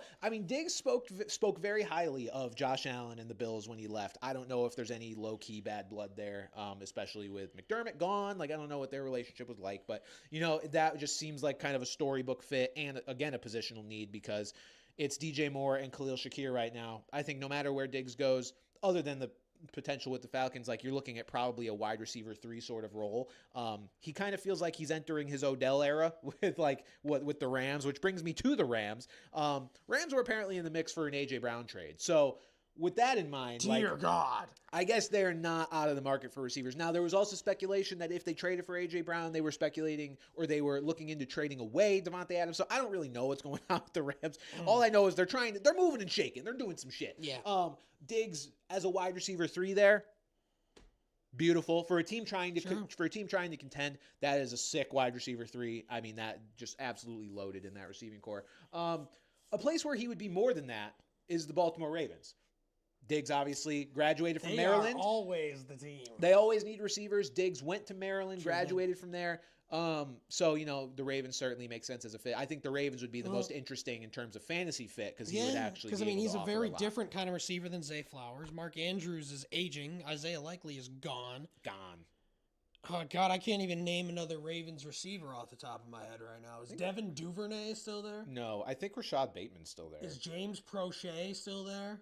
Yes, Bateman, I think, is still there. Yeah, Derek Mason's still there, too. Oh, dear. Yeah, Torrey Smith. Steve Smith Sr. We could do this on a fucking day. Devontae Walker is currently their third wide receiver. Okay. And then, oh my, their second string is hilarious. The starters are Zay Flowers, Rashad Bateman, and Tez Walker. That's terrible. Backups, LeJohntay Wester, Dayton Wade, and Cornelius Johnson. Those are Key and Peele names. Cornelius Johnson is kind of known. But those Cornelius Johnson's like you could open the skit with Cornelius Johnson and then get more absurd from that. Yeah, that's ridiculous. But yeah, do we think the Ravens would go after someone like Tyreek Hill? I think it's inevitable that Tyreek Hill does end up back in Kansas City. Yeah, I think the Ravens will pursue. I think it may take a while, but I think at the end of the day, especially if Rashee Rice continues to be a terrible person and get in trouble, they're going to need somebody like. They need a stand-up guy like Tyreek Hill to replace Rashee Rice if he's going to continue to get in trouble. I mean, I'm surprised Tyreek Hill's never done anything wrong. I'm surprised that it isn't at the point where he's there yet. But again, the connection he had with Mahomes, even if because I said like all these guys are washed. Patrick Mahomes. I said all these guys are washed, maybe except one. Tyreek is the guy I was talking about because I do think he could be genuine. Out of all these guys we're talking about, I do think he could be a genuine fantasy asset should he go back. With Mr. Swift being 100 years old. Tyreek's... And Xavier Worthy just kind of being like a fun... Your Christmas tree is still up. I just noticed that. Yeah. Merry Christmas. And also inevitable, I think Keenan Allen's either going to go back to Sandy... That'd be impressive if he went back to the San Diego. Chargers or What's he gonna do in San Diego? He gonna play for the Padres? Hang out with Drake and Josh? Yeah, I agree with you. I think he's either back there or retiring. And for Lad McConkey's sake, Keenan, Hang it up, brother. Pick up a clipboard, buddy. Assistant wide receivers coach in Charger land. Just fucking let's get this show on the road because we don't need you being just okay with sure hands anymore. We're over it. Give me more Lad McConkey. And then tight ends, we've got. Look, just looking at depth charts, the Dolphins, Titans, Panthers, and Rams were the teams I kind of identified with the biggest need for like an actual starting caliber tight end. Dolphins with Greg Dulcich there right now, the Titans with Gunnar Helm, the Panthers with Tommy Tremble / Jatavian Sanders, and the Rams with a more interesting Terrence Ferguson. And Tyler Higbee's maybe you back there let maybe you let Ferguson develop there and don't actually invest. I'm very surprised David Njoku is still out there because he's just proven to be really solid. Met with the Ravens yesterday, so I mean, keep an eye on that. Would suck. Well, I mean. How bad is Mark Andrews at this point? That's the thing is, it's like... Well, they have no other tight ends. Well, that's what I'm saying. It's like if you... Yeah, they even lost Charlie Kolar. If you put David Njoku into that team and then into the Isaiah Likely role and then turns out Mark Andrews is washed, that could be something really good there. It also just goes to show that the Browns are way in on Harold Fannin, which is awesome because Harold Fannin is awesome. Yes. And just plays every position on the field somehow. So I love that. God, the rest of these guys are disgusting. Jonnu Smith, Taysom Hill, Zach Ertz. I could see the Rams picking up Zach Ertz with Cliff Kingsbury in the building. Yep. And just as a sort of another nasty guy. I'm shocked that Sean Payton hasn't signed Taysom Hill yet. Yeah, Is there trouble in paradise? There could be. The trouble is that he's bent his knee into 30 different directions since Sean Payton last had him on his team. Dolphins. Taysom Hill on the Dolphins. I was just going to say he becomes because they just need everything, so just let him get the everything guy. That'd be hilarious. Sure, I fuck with that. Jonnu Smith, where did Arthur Smith go again? Ohio State? Ohio State, yeah. Okay. Jonnu Smith's going to Ohio State. Does he have eligibility left like Charles Bediako? Yeah, I was going to say he doesn't need eligibility. Just file an injunction and you're fine. So yeah, that's all the remaining free agents. And that's basically our NFL coverage for the day. Let's finish things out with a little bit of March Madness discussion, Pat. Basketball. They're gonna dunk it. Whatever, I however love that how goes. that guy has embraced the meme. what do we make of the bracket, Pat, and what do we expect out of this tournament? For me, first things first here, I think I don't want to go the route of thinking it's going to be total chalk because it was very chalk last year. And I think there's been a lot of talk and a lot of jumping the gun of, oh, NIL ruined March Madness. There's no real Cinderellas anymore. Last year was a chalky tournament. It was pretty bad. In terms of that, like it was a good tournament overall, really entertaining basketball. Very good tournament. But in terms of upsets, it was lackluster. I am going to pump the brakes because we've seen chalk tournaments in the peak of college basketball's prime as well. I shouldn't say it's prime. It's a great sport. In the peak of before NIL, like there were plenty of chalk tournaments. They happen every couple years. It's just how it works sometimes. So I am not ready to put a nail in the coffin of upsets, of Cinderellas, of exciting underdog runs in March Madness just because of NIL. I think people need to fucking relax a little bit. So I am excited for the tournament. I think we're going to see a good amount of upsets because I think outside of the absolute tippy top line of teams, you have some vulnerable teams from the seeds of 2 and below. Like, I think we're going to see some big ones. And just looking at the bracket in general, why is the East region always a fucking hellhole? That is why is it worse this year than ever before? Like, the thing is you can say it's name value as well, but it's not just name value. That's what I mean. There's substance there. Like, Duke is one of the favorites to win. Yukon just won 2 national championships. Go Yukon. Michigan State, as John Rothstein would say, January, February, Izzo. Yeah. And then you can never doubt Bill Self and Darren Peterson led Kansas. You've got a massively underseeded St. John's as a 5 seed, who I actually have coming out of that gauntlet at the moment, is St. John's. Yeah, just a crazy, crazy gauntlet. How far do you have Yukon going?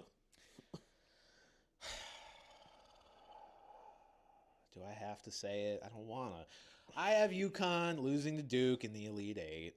I have them losing to Michigan State in the Sweet 16. You're a terrorist then. They stink. You're an enemy of the They state. stink. They don't stink. You're an enemy of the state. When they stink, they fucking stink.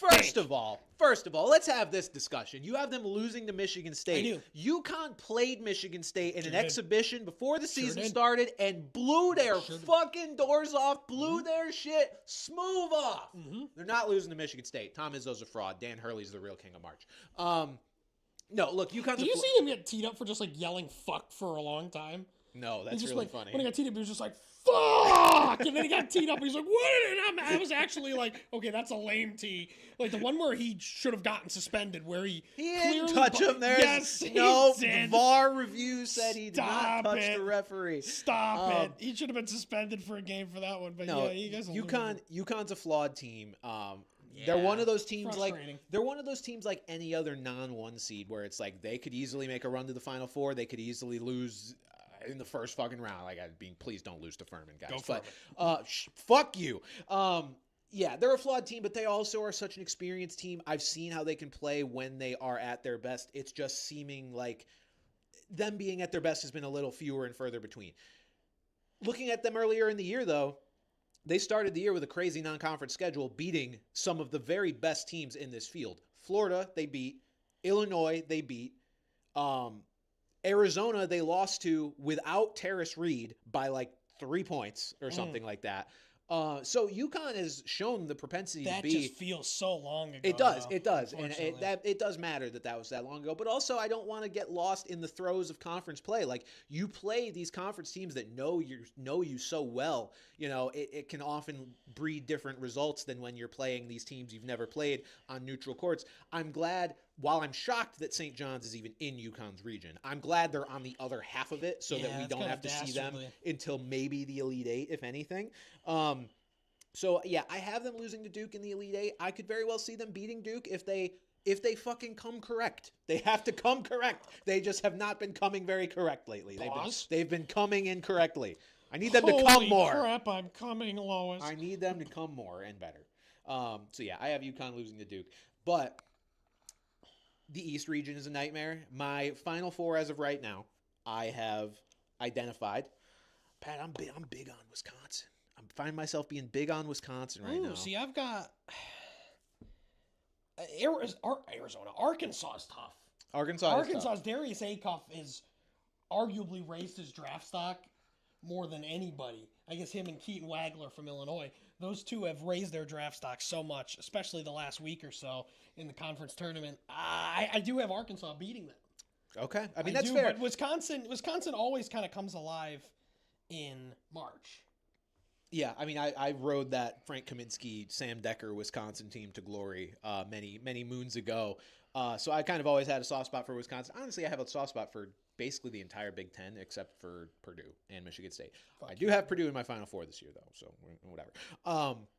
Yeah, I ended up just going against Arkansas because I was interested in them at first as well on the surface, and then I was like, what are two things I've never trusted in March?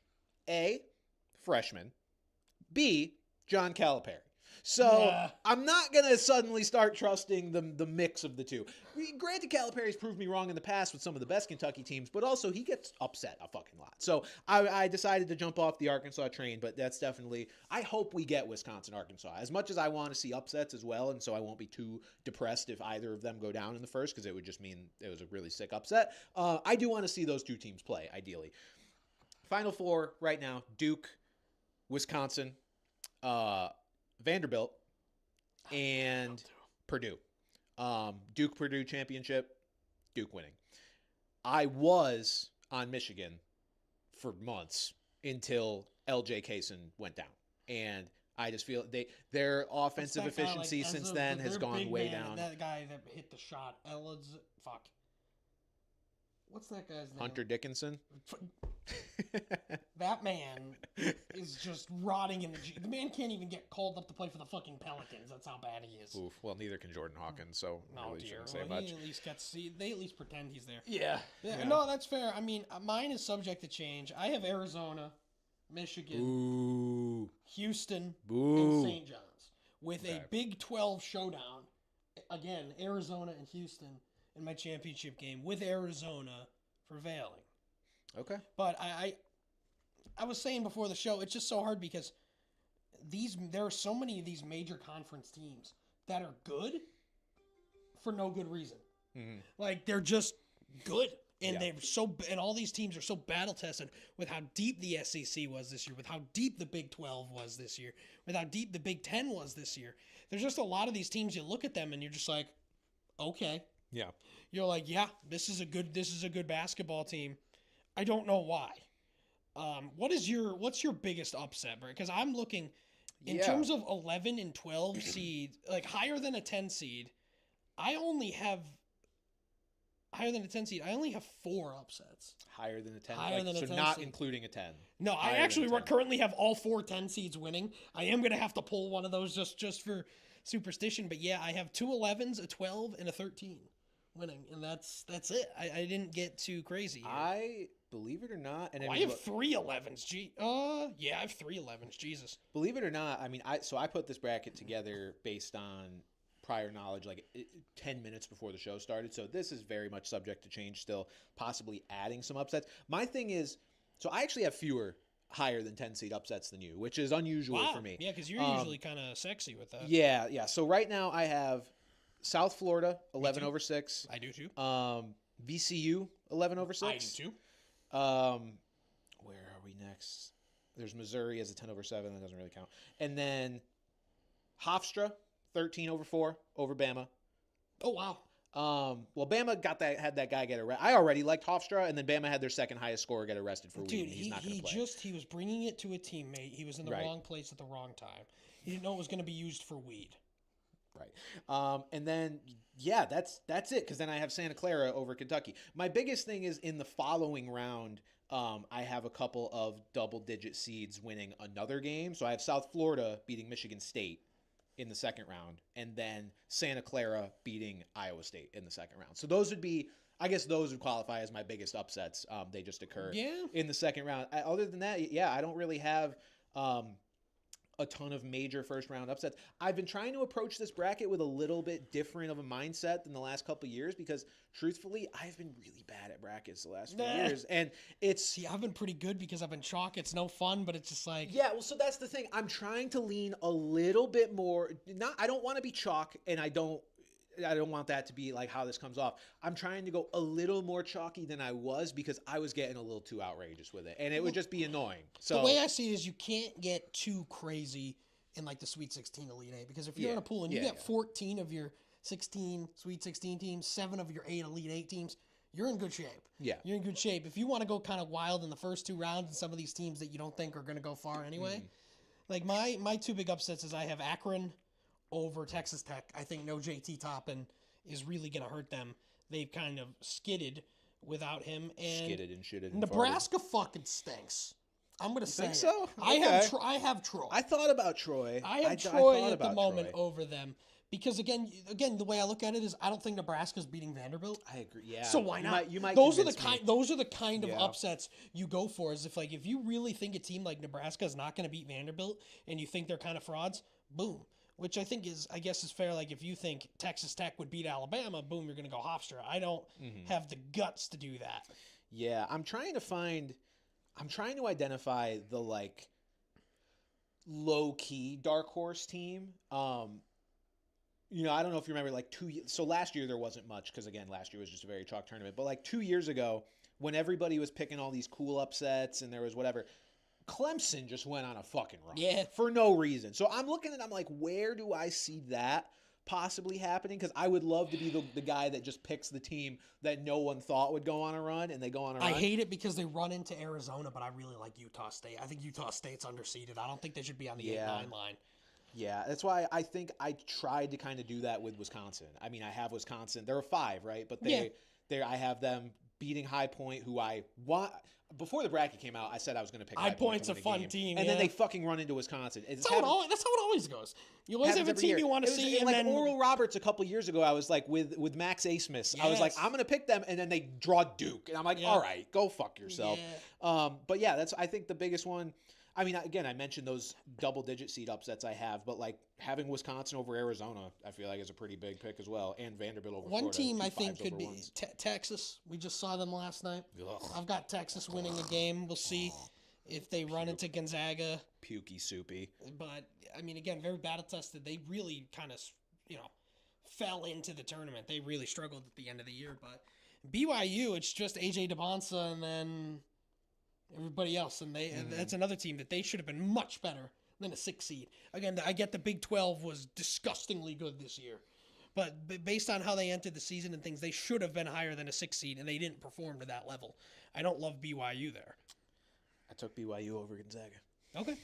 Well, again, DeBonsa could easily just take over a game. There's some spots where it's like, because this is such a crazy freshman class where I don't want to like totally discount all of them. So a guy like DeBonsa and I don't super trust Gonzaga. It is going to be so goddamn interesting to see how this NBA draft shakes out. And I mean, again, we could see some guys have a signature tournament, like I said, like the way Darius Acuff played in the SEC tournament. He's a top 10 pick right now. Yeah. The NBA draft is going to be awesome because any of Darren Peterson, AJ DeBonsa, and Cam Boozer could all easily go number 1. And I think it's just going to be a matter of who gets what pick because there are these teams at the top of the NBA that don't really need a big wing. They need a guard or a team that needs a big wing to sort of set things up. So, that's what I was saying to Bran is that I'm not super into college basketball because I've been super into the NBA this past season. And that's kind of how I know a lot of these college players in the context of what they could do next year in the NBA. Yeah. Just a note for those of you still finalizing your brackets. Obviously, we've had the precedent set of the Ken Palm restrictions of what a national champion can be. Yes. Top 21 and top whatever the fuck. So the teams that fit the requirements this year, shout out to Ryan Hammer who put this together on Instagram and TikTok and everywhere else. Your tier 1 contenders. I don't remember how he separated this because it's tier 1 and tier 2, and it's like he had some other things in there, but beyond just the Ken Palm thing. But this was also following like being in the top 6 of the week or the top 12 of the week 6 AP poll because that's always been historically predictive. These are your potential national champions based on precedent of the last 25 years, fitting the mold that all those teams fit. Duke, Michigan, Arizona, Iowa State, Houston, Purdue, Yukon, Gonzaga, Vanderbilt, and Florida. Yukon mentioned. Hey, look, we're still in the mix because we fit all that. Our biggest thing is I think offensively we've been skidding, so it hasn't been super pretty. But I hate this team. Yeah. See, I don't know. And it's just again looking into next year too. Like, obviously, unless Caravan files an injunction for an 8th year, and then like, I mean, like Demery's still around. Demery's still around. Who Ball knows will what- still be around. Where's Ball going? The NBA. Yeah, right. Like, Ball can't defend for shit. If Hawkins isn't getting playing time in the NBA, I Solo think Ball. Solo's a much better player than Jordan Hawkins. I don't. I don't Solo know if Ball he's a can't better pure defend. shooter. I don't know if he's a better pure shooter. He's but been cold from three most of the And year. He's shooting like 30%. obviously Terrace Reed will be gone, but like Rybo will get his chance. I like him. I love Jaden Ross, dude. I That love kid Jaden Ross, goes too. out I've there turned around on him and a lot. leaves every ounce of what he has on that court. He is such a good defender. He Yeah. plays with so much energy, and he'll cash a 3 every game. Well, and you're just like, hell yeah. that's the thing. I've been telling everybody I 180'd on Jaden Ross harder than I've ever 180'd on a player because He's a role player. It used to be before this season, every single time he touched the ball, something bad was going to happen because he got too excited. He would make a bad decision. He would either turn it over, take a bad shot, whatever it was. He has totally flipped the switch to just fill his role now of he's going to be a beast defensively, which he's always been pretty good at that, but I think he's even better this year than You he has see a been. loose ball, he's there. Whether he's getting it or Exactly. not, he's there. And now offensively, it's like I don't worry about his shot selection anymore because he's either taking an open 3 or he's not doing anything. Exactly. And I'm like, and he's making And it. he can I'm handle, like, and he oh, can hell handle yeah. the ball a little bit too. He handles the ball. Yeah, I respect. Well, this team could use Jalen Stewart right now. It's Yeah. unfortunate, but I respect the hell out of those two because they could have transferred and made a lot of NIL elsewhere and played a lot more. But if you're Jaden Ross, how much? With the fact that he's not much of an offensive player, he's going to go somewhere. What else is he going to do? Stay Yeah. with Yukon. Like, I'm now going into his senior year here. I'm confident he's not going to transfer. Yeah. Because he's got such a role. But yeah, he's my favorite player on that team. Like I said, every time there's a loose ball, every time there's something, Jaden Ross is right in the middle of it. And again, I respect the hell out of him for sticking it out. Now he's finally getting, like, he runs with the starters a lot. Like, there will be a case where there will be 4 starters and Jaden Ross out there. And this is the thing where it brings me back to Solo Ball in the NBA. Solo Ball is not even on the court to finish games a lot. Like, that is how much he's been playing himself off the court is that Jaden Ross has to come in and kind of fill the gaps. Yeah, I was about to say it is So- usually Ball that he's out there for. Yeah, so it's just I'm looking at it from that lens.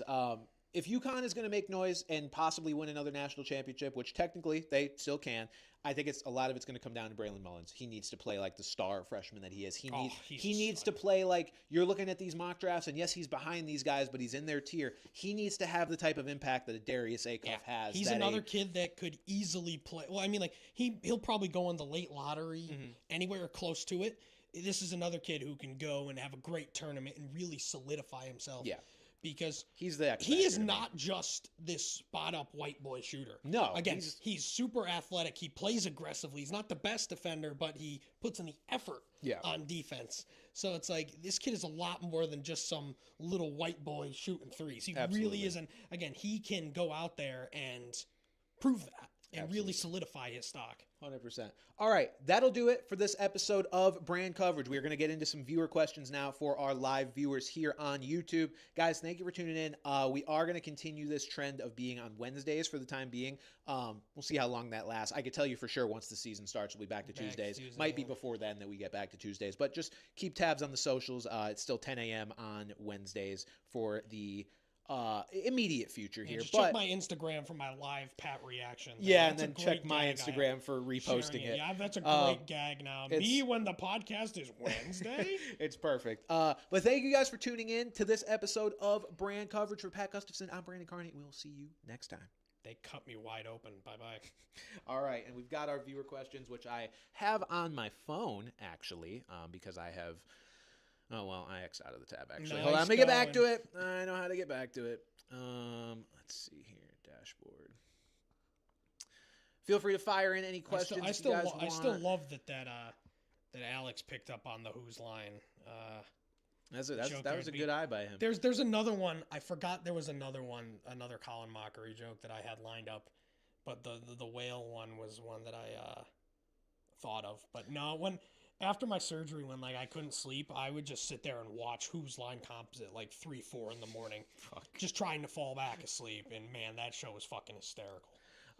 Brett Daigle with $2. Who? So, General Tso's chicken or sweet and sour chicken? I'm a General Tso's loyalist. That's really the only thing I get. If you guys are in Connecticut ever, great taste in New Britain, phenomenal Chinese food. Dave has talked them up quite a bit. Have you've never had it before? No. Oh my God! This thing is where I live now. Doxing myself again. I only live like 10 minutes away from there. Yeah, just hang outside of that Chinese place with an AK and Pat will come by eventually. Problem. And it's like, it's funny. You go in there and it's like this white tablecloth, very fancy place. Amazing. Our good friend and commissioner Andy is there often. I've seen his parents there multiple times going to pick up. But if you are in the central Connecticut area and you are into Chinese food, I say this because this alleged user Brett Daigle and I will be partaking in Great Taste tomorrow to watch the basketball games. Go there and get their autographs. Silver with $5 said, favorite late round / waiver pickups this year. Tucker Kraft and Jake Ferguson carried my leagues early on. Shout out to my T-Law playoff pickup too. I guess he's saying from this past season. Yeah, I punted tight end in the league, and Jake Ferguson was who I went with, and it worked out fantastically. Gosh, I don't remember a late round like playoff or Playoffs? late round. What did I mean, my team was so bad. God, yeah, you're asking a lot. You're asking a lot from me right now. Hold on. I'm going to go to, let's see, what is my week 1 roster? Well, I'm watching you right now in a lockdown drill. Thank you, Emerson. Terrific. I hope it's just a drill. Terrific. Hopefully that is, in fact, a drill. Late round pick. I mean, Debo was a pretty late round pick for me. I guess it was more of a mid round, but he ended up providing a lot more value than I expected out of him. I had Harold Fannin for parts of the year, but I didn't really use him. He kind of broke out later than that. Yeah, as far as our main league, there wasn't. I mean, I guess picked up Woody Marks. That's probably the big one because I ended up. I used him. I traded him. He was a good one. You traded him to me, didn't you? I did For Darnell Mooney. Thanks. I you. was floundering. What was I gonna say? Tucker Kraft allowed me to get T. Higgins, who was really good at the end of the year. Yep. So that your Kraft and Fergie shout outs are both relatable to me. Absolutely. Joe Arrow with $5 said, "Do you think the Texans will have an improved offense this year with the additions they have made to the OL?" The O-line moves so far don't really move me. I mean, they traded Titus Howard to the Browns, who then overpaid Titus Howard. And then the Texans brought in Braden Smith, which, that is kind of just... He was one of the top that's kind of just a one-for-one replacement to me. It doesn't tell me better or worse. I think they got a lot of work to do still on that line for me to, think it's going to be anything much different than what it was last year. So as of right now, no, I don't think it's going to be better. But they can still make moves that will. The thing is, you bring in David Montgomery, who's just a much stronger runner than Woody Marks, and Woody Marks will still have his role. You saw some nice things from Jaden Higgins at the end of the year, and then there's the Tank Dell in the room, the Tank Delephant in the room, where yes, I do think again, Nick Caley, this is a make or break year. Yeah. It's a big make or break. I think the offense will be improved. I just don't think it'll be because of the O-line. I mean, I think the Montgomery ad is definitely a good move. I thought the Dalton Schultz extension was a bit egregious. I kind of got a lot of money, and that guy's trash. John Michael with $4.99 said, "I love the signing of Mooney to the Giants. I think he will be a great wide receiver too." Absolutely could be. I think he's a guy that, again, battled the injuries last year. We've seen what he can do when he's fully healthy, and he's a really talented receiver. We also share a birthday. Do you know Garrett that? Cole's pitching. Share a birthday with Darnell Mooney. He was born exactly 1 year after me, which makes me sad because it makes me feel old. I share a birthday with, is it Bill Cosby, I think? Unfortunately. I share one with R.A. Dickey. I do share one with Bill Cosby. I also share one with Tank Dell. I remember you would post in our Facebook group these birthday things. Like, when it was someone's birthday, you'd be like, happy birthday to the biggest ladies man I know. Happy birthday, Bill Cosby.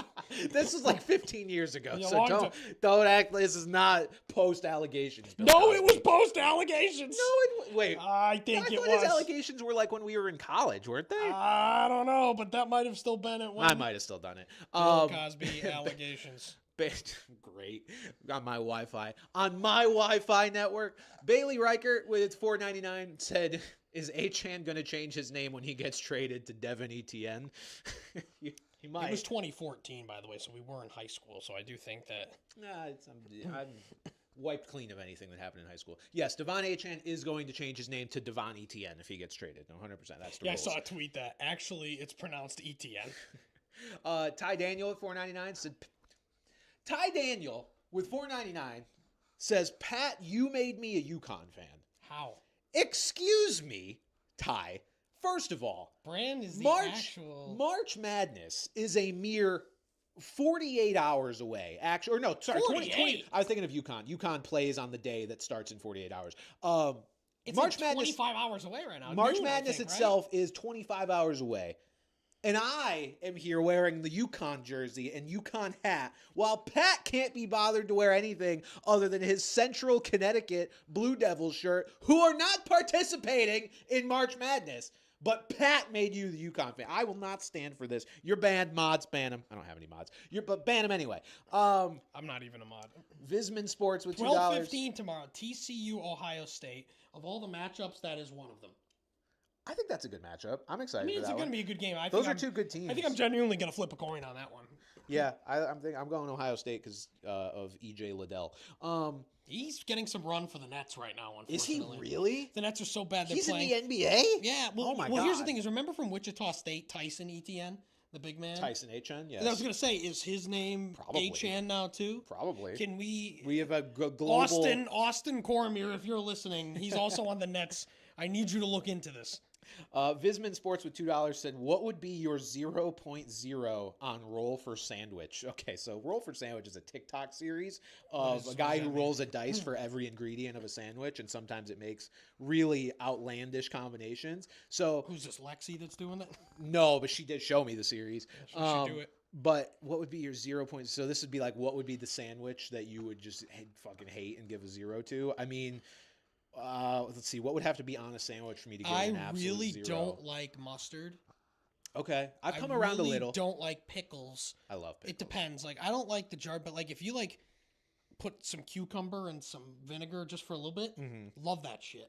But like actual Lexi's really like that too. Fermented pickles. She's just like that. She doesn't like pickles, but she likes cucumbers, and she'll put vinegar on pickles and like seasoning and stuff. Exactly, Yeah, like that. it's funny. I guess it's just with the how long it ferments with the salt and the sugar and the vinegar. I mean, it's a much I different hate taste, pickles, so I get it. So I would But- definitely say pickles and mustard are the big ones. That's why it's like a Cubano sounds awesome, but I just hate those. Those are two extreme ingredients. Yeah, I'm trying to think like. I've I've had some really dry like pork sandwiches before too, like shaved pork. I don't think I would touch.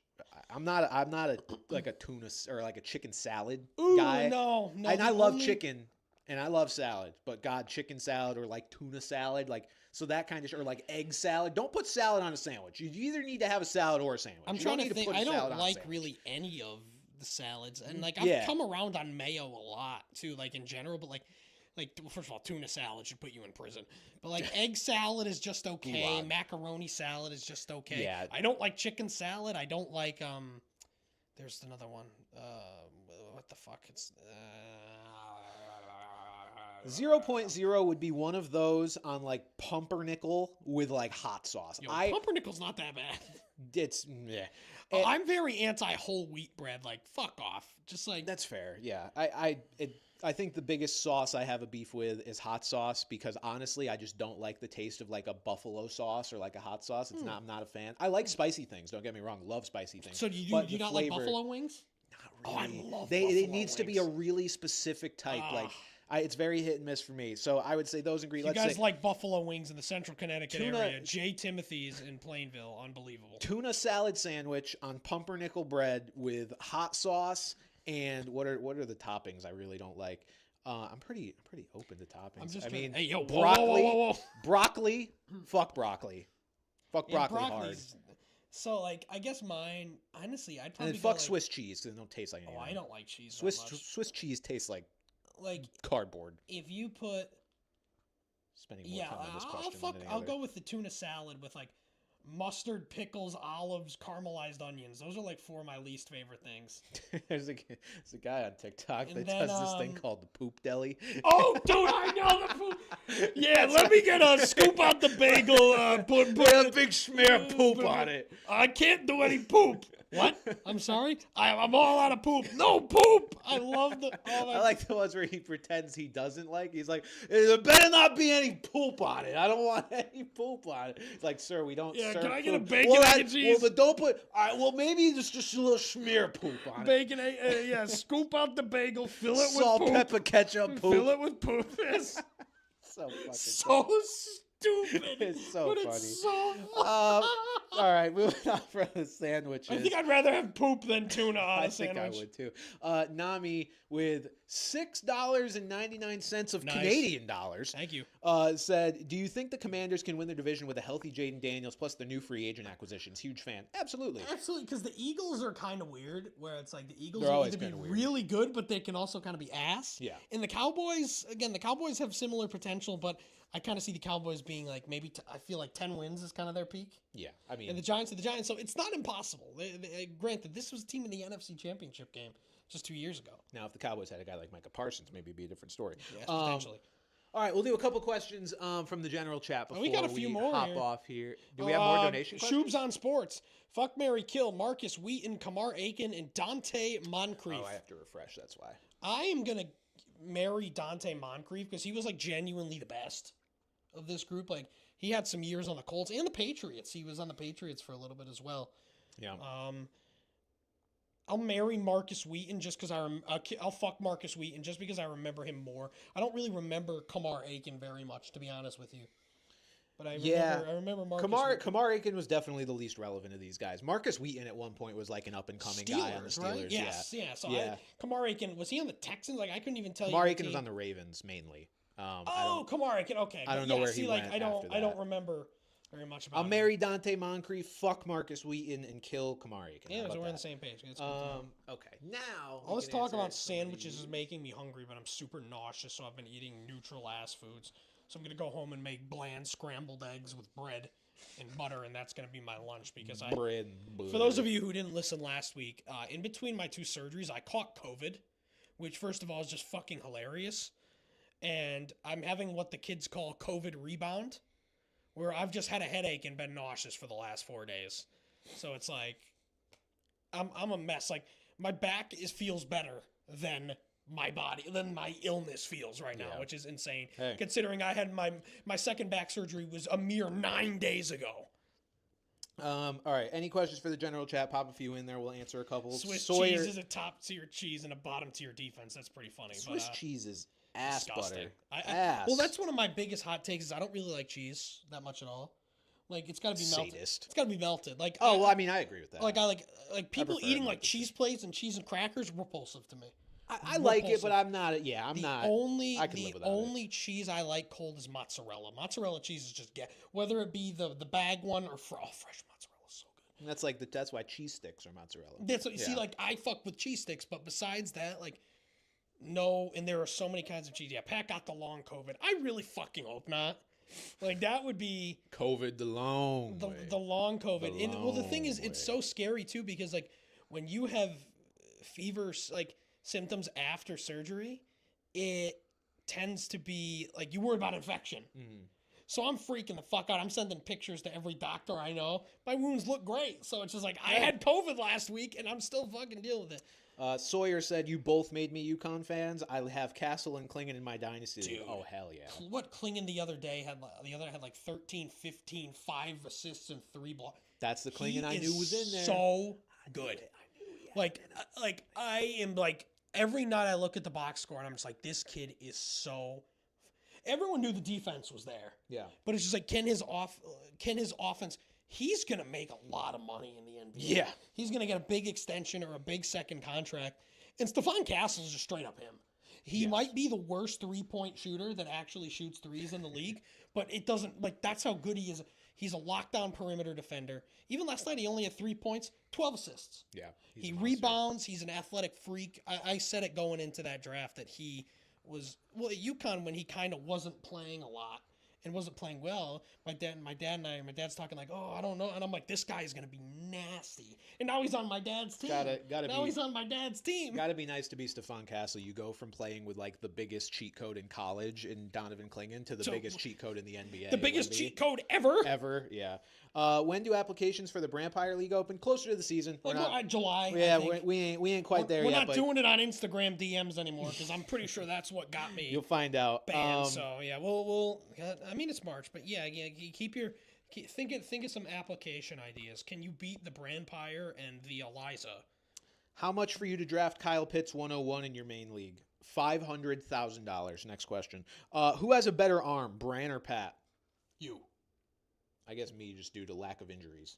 Well, I didn't play baseball. Well, you didn't play baseball. I played baseball, but my arm kind of got raggy at the end of my run. I played third base in my heyday. I was a third baseman. I had a pretty good arm, but then it just got real raggy, and I hated playing third base, so I moved to the outfield. But nowadays, I can throw a ball hard once, and then I'm just like deceased. And then the ambulance is on the way. What are your thoughts on Romeo Doubs wearing Gronk's jersey number? I hate it. I'm surprised they haven't retired Gronk's number yet. They don't really retire numbers. Like they've As discouraged, opposed to the Yankees who retire literally anyone's number. They've obviously discouraged people from wearing 12, and that will probably they'll probably retire that one. But 87. I don't know. It doesn't because of 87. I think looked fine on him with the Packers because of it being what Gronk wore. It just seems like it should be on a big body dude, and so for it to be on Romeo Doubs, big headed dude. I hate it. Yeah, I guess that's fair. He's at least got the helmet. All right, folks, that'll do it for today's brand coverage. We're gonna hop off and do some shit. I'm gonna hop on to Pat. Thank you guys for tuning in. We will be back next Wednesday, 10 a.m.